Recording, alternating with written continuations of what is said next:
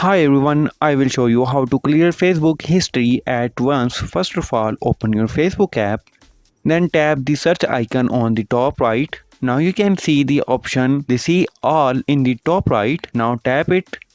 Now you can see there are all search histories right here. Now you need to tap the clear all option on the top right. Then again tap the clear all option. Now your Facebook history will be clear at once.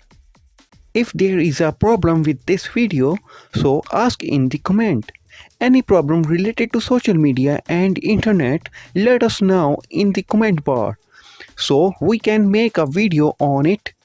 Please like this video and press the bell icon for any update.